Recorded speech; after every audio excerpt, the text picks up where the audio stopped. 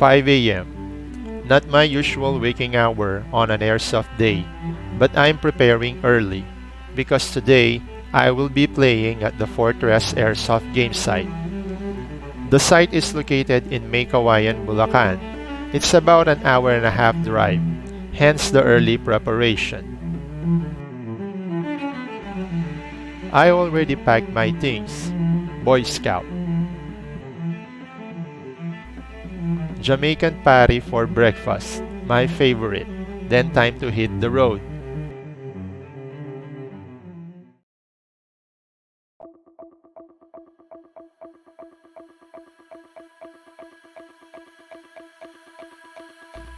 I need to pick up Mama first. Mukhang inaantok pa siya. He is having a hard time standing up. Joke lang, Mama. Back on the road. Our next stop is at Chappie's place. This is where our crew will meet up.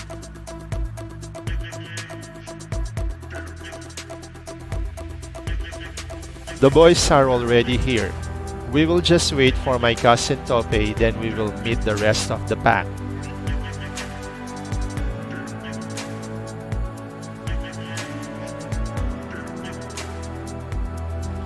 On our way to join the Cavalry. Our assembly area is at the Nike factory located in Caltex gas station, City of San Fernando, Pampanga.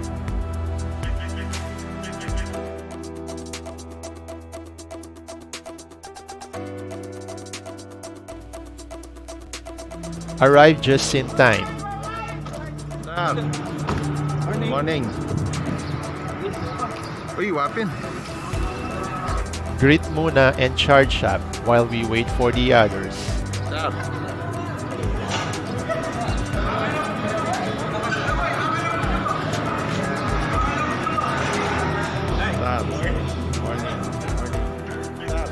Everybody is full of energy. Nothing beats the feeling of diving into your hobby after a tiring and stressful work week, at least for me.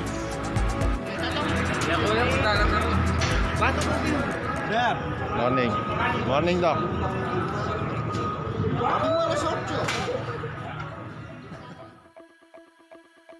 Time to hit the road. No more stopovers from here on.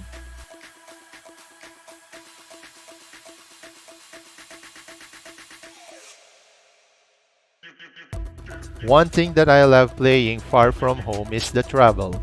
Aside from playing airsoft, another thing that I love to do is road tripping. I find it very relaxing. I don't mind the heavy traffic if there will be any. As the universe continuously to add more digits into my age, I'm learning to gracefully accept the things I cannot change. Words to live by.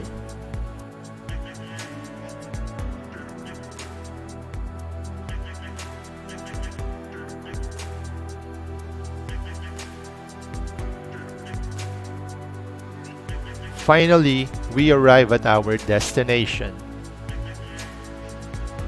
The game site is sitting inside a farm resort. I didn't expect something like this.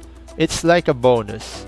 I can play airsoft and at the same time, relax and enjoy the tranquility of the place. Kape na lang ang kulang.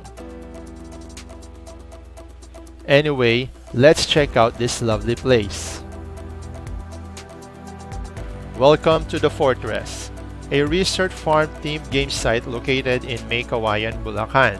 It's an open field game site with trees, boulders, cobbles, bamboo thickets, and a few structures. The terrain is uneven with an uphill.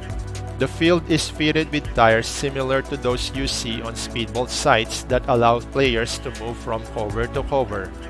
Since the site is an open field type, players are already visible from a distance even before the game starts.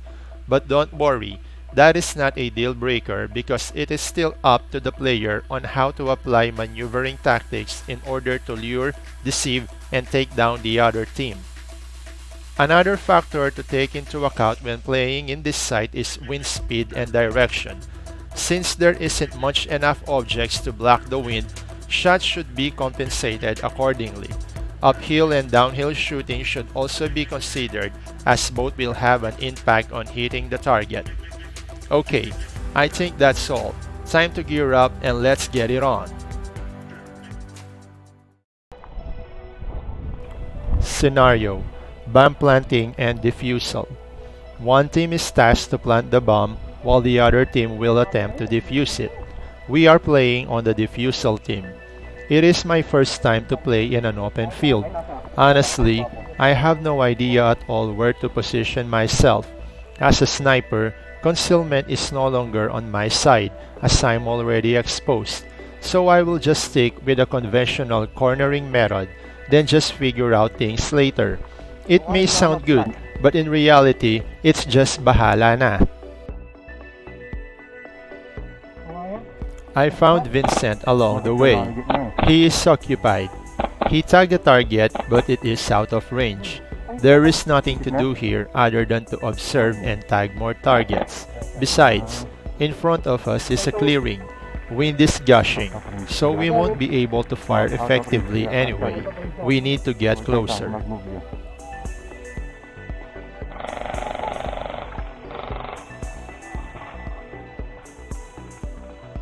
From my position, I can hear Chappy yelling, "Ammo low," something that you don't want to hear from a teammate, especially if they are pinned down. He is also calling for backup. Mama is just a few feet away, but he is also pinned down. The only way to reach them is through the rear. I guess I am no longer in observation mode anymore. I should get ready for a firefight. But first, I need to do that Forrest Gump run.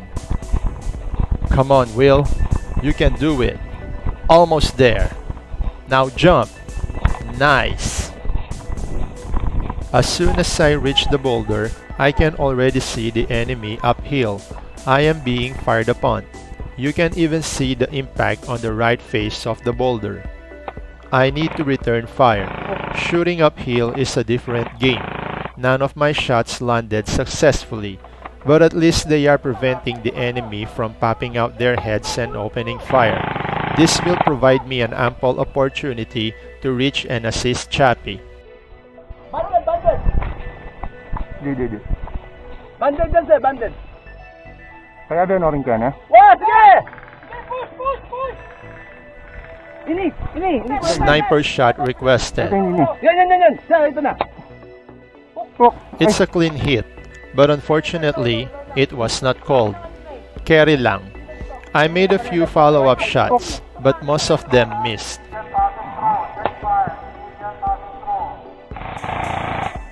This is what it is like to play a sniper role in Airsoft. Mostly, it's just observation. You will only get few opportunities to fire your weapon, and most of the time you will miss. What you are watching now is an unbiased Airsoft sniper video. It's not the hype thing. Wala na kang bala? Wala na kang bala? Wala. Hindi mo kaya malapit ang ating bala ko. Wala na. Wala. Sir, kayo dito na. Nakuha na yata ikaw eh. Sini, kailangan kisa mo. Hindi na ako. Hindi niya pa yun. Watin. Ha? Hit. Kawayan ha? Deadman. Our teammate was hit. A sniper fire that came from the bamboo thicket on our right flank. This could be my sniper. Every time I play Airsoft, before the game, I always do an observation among the players. Then I will secretly pick one as my target of the day. Mostly, it is also a sniper like me. Then I will hunt that player down in game. It's just my habit, or a ritual, a personal mini-game, an optional target that will serve as my day's cherry on top. Unfortunately, I will have to let my target go, as I can't find the perfect position to hunt, and our friends uphill are busy shooting us down.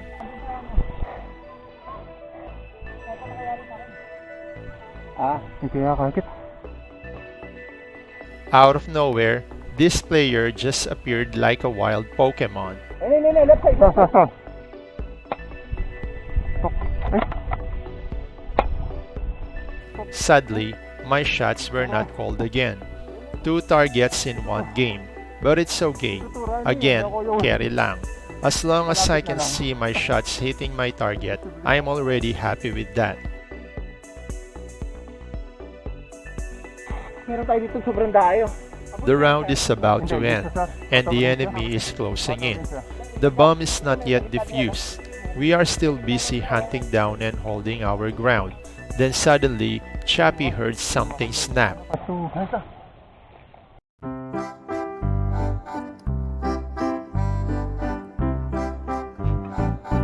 This is it. I hate to admit it.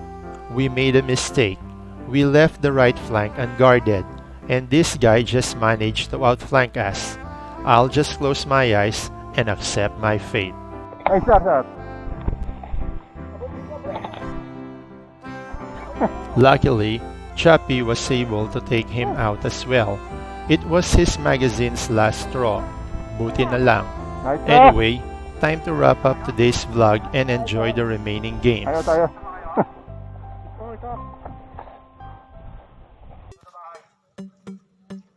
I really enjoyed playing at the Fortress Gamesite. I was able to land enough successful hits. Not bad. I also did not expect that I am still capable of running. There are players who did not call my hits, but for the record, just 2 of them. On the succeeding rounds, all of my shots were called. I am surprised. For a game site with a strict FPS rule of not exceeding 550 FPS, most of the players were honest. The Fortress game site just proved that Airsoft can be fun even without a high-powered gun. All it takes is just respect and honesty. If you can offer that to others, at least offer it to yourself. As our team lead Doc Pilau always say, Airsoft should be fun and relieving. A far-fetched statement for the most, but today that has been proven. The Fortress also offers a great team of facilitators. The team running and managing the site are a bunch of professional and lovely folks. They even have an in-game camera guy and they post the photos on their Facebook page. So be sure to Japorms dapat when you play here. All in all, it's a great Airsoft game day. Sayang, I was not able to take out my target of the day. But this is not our last visit here in the Fortress. Thank you for watching.